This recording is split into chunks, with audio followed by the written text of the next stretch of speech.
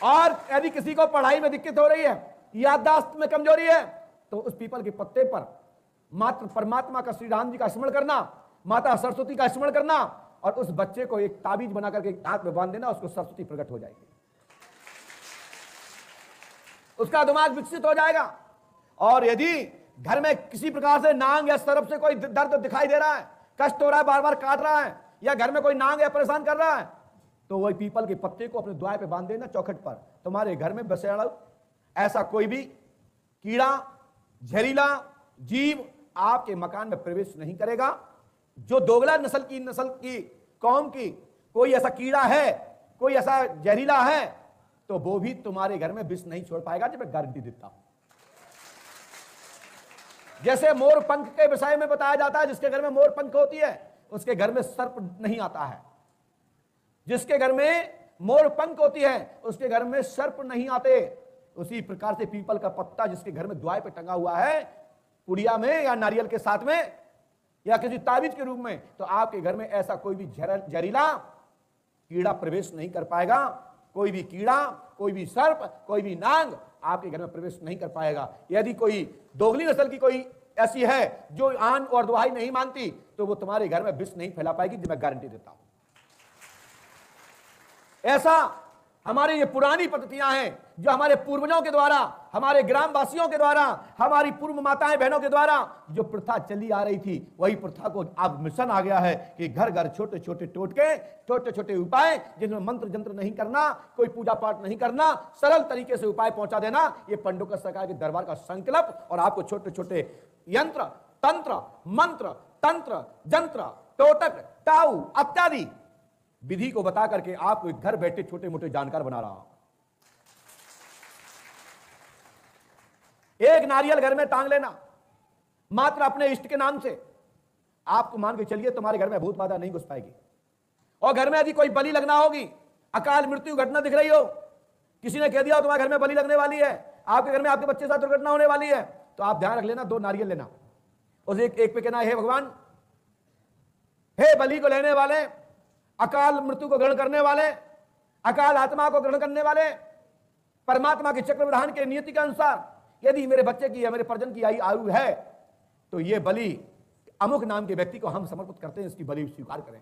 और तत्काल में अमुक पुरुष के नाम से उसका हाथ लगवा करके उसको तोड़ दें, आपके घर की दुर्घटना टल जाएगी। ये कई जानकार लोग इसका फायदा उठा रहे हैं। आजकल बड़ी प्रथा बनी है, चल गई है, घर घर भभूति बांटने की। वो भभूति नहीं है, वो राख है, राख। हाथ लगाने से वो भभूति नहीं बन जाती, जिसमें कम से कम गायत्री मंत्र का आहुति ना दी हो, नवग्रहों की आहुति ना दी हो, जिसमें 10 महाविद्याओं की आहुति ना दी हो, किसी देवी देवताओं का अनुष्ठान ना किया गया हो, तो वो उसकी बगैर भस्म के भस्म भभूति नहीं बनती। और जितनी आजकल ये भभूति बंटवा रहे हैं या बांट रहे हैं, ये सब मान के चले दुकानदार लोग हैं। दुकानदार ग्राहक बन पा रहे हैं और भीड़ जुटाने के लिए और लोग तमाशा देखने के लिए और चमत्कार हो जाए, इसकी चक्कर में लाखों लोग परेशान हो रहे हैं और पैसा बर्बाद कर रहे हैं, धक्के खा रहे हैं, और कई लोगों की तो स्पॉट मृत्यु हो जाती है। ऐसे भभूति बांटने वाले लोगों के लिए मैं कहता हूं, ये नौटंकी बंद करो, नौटंकी बंद करो। ऐसी सादा राख खिलाने से कैंसर हो जाएगा। इसलिए यज्ञ की अनुष्ठान की भभूति छनवाइए और उसको वितरित कराइए, तो मैं गारंटी देता हूं वो भस्म का काम करेगी। जैसे लोह भस्म, स्वर्ण भस्म है ना, चांदी भस्म, अन्न भस्म, उसी प्रकार से यज्ञ भस्म भी होती है। अथर्ववेद के अंतर्गत मैं बोल रहा हूं। आजकल तो क्या है, कितनी भस्म आए कहां, तो उन्होंने 10,000 50,000 कंडे जलवा दिए।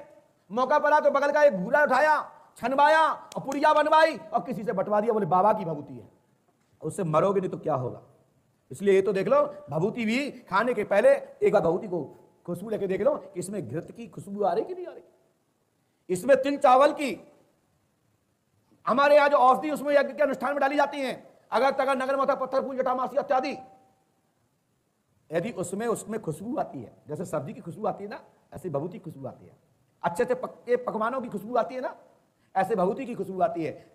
राख को मत खाइए, राख को खाओगे तो फेफड़े में इंफेक्शन हो जाएगा। जल लीजिए, भभूति लीजिए, मंदिरों की जाकर भभूति लीजिए, यज्ञ कुंड की भभूति लीजिए और किसी साधक से भभूति लीजिए, आपको भभूति मिल जाएगी। आजकल तो भभूति लाखों पुड़ियां बनवा करके वितरित करा जा रही हैं, घर घर दुकानें चलाई जा रही हैं, जिससे कि कोई 2 रुपया, कोई 5 रुपया, कोई 10 रुपया, कोई 50 रुपया, कोई 100 रुपया डालेगा और लोगों को लगेगा और ये साहब महाराज जी मुझे इतने बहुत चाहते हैं, घर घर भभूति बंटवा रहे, भभूति नहीं बंटवा रहे, जहर बंटवा रहे, जहर। इससे बचो। यदि आपको भभूति खाने का शौक है तो घर में ओम नमः शिवाय का जाप करिए, उसका 10 श्रवण कीजिए, गूगल कपूर जलाइए, अपने गुरु मंत्र का जाप कीजिए, वहां की भभूति उठाइए, मस्तक पे लगाइए, आप खा लीजिए, आपको पंडोकर धाम की भभूति प्राप्त हो जाएगी और आपको वैष्णो माता की प्राप्त हो जाएगी, आपको पीताम्बरा पीठ की प्राप्त हो जाएगी, आपको दुनिया के सभी देवी देवताओं की हो जाएगी, जिसके नाम से हवन करोगे, उससे बड़ी कोई भभूति नहीं है। और आपको लगता है कि हमारे घर में ज्यादा संकट है, हम कुछ नहीं जानते, तो आप इतना करिए, मात्र पंडोकर सरकार का स्मरण करिए, द्वारकाधीश का स्मरण कीजिए, बांके बिहारी का स्मरण कीजिए और राम जी महाराज अयोध्यानाथ का स्मरण कीजिए। बांके बिहारी का नाम लेते हुए, हनुमान जी का नाम लेते हुए, बाबा शंकर का नाम लेते हुए, माता पुष्पावती का स्मरण करते हुए आप तो एक नारियल घर में रख लीजिए, साक्षात आपके घर में इष्ट का पदार्पण हो जाएगा। ऐसा नहीं दुकान से नारियल लिया और रख लिया, बोले बाबा हनुमान जी इसमें आ जाए, हनुमान जी से नहीं आते हैं। श्रद्धा भक्ति से उनका आह्वान कीजिए और ध्यान करके चिंतन मनन करते हुए परमात्मा का आह्वान कीजिए और कहिए प्रभु आप इस नारियल को आकर का अपना स्तन ग्रहण करें और अपने पूजा घर में रख दीजिए। मैं गारंटी देता हूं कि आपका अनुभव सामने आने लगेंगे, आपके पूर्वज अत्याधिक खुश हो जाएंगे और आपके घर की बाधा खत्म हो जाएगी। जो मैं जितना उपाय बता रहा हूं सरल बता रहा हूं। बोलिए श्री हनुमान जी पंडोखर सरकार की। जब भी मंदिर में जाते हो तो इस तरह से हाथ करने चाहिए, हे हनुमंतलाल जी महाराज, पंडोकर सरकार, राम जी महाराज, हम आपकी शरण में आए हैं। और जो माताएं बहनें हैं वो झोली पसारते हैं, जो भाई लोग हैं कुर्ता शहद को उठा लें और कहें भगवान मैं तो भिखारी हूं, मैं तो आपकी शरण में आया हूं, बस कृपा करें, यदि मेरी समर्था हो तो इसमें भीख डाल दें, अन्यथा कृपा करें, हमें कुछ नहीं चाहिए, हमें तो आपकी शरण चाहिए। और जब शरण प्राप्त हो जाएंगे तो भीख की आवश्यकता नहीं पड़ेगी, आपको माला माल का एक कोठा मिल जाएगा, खजाना मिल जाएगा। बोलिए श्री हनुमान जी पंडोकर सरकार की, सत गुरुदेव भगवान श्री आतिमान जी महाराज की जय। जय श्री राम। बोलिए संकट मोचन श्री हनुमान जी पंडोकर सरकार की। इसके बाद जिनका नाम ओम प्रकाश बंजारे हो,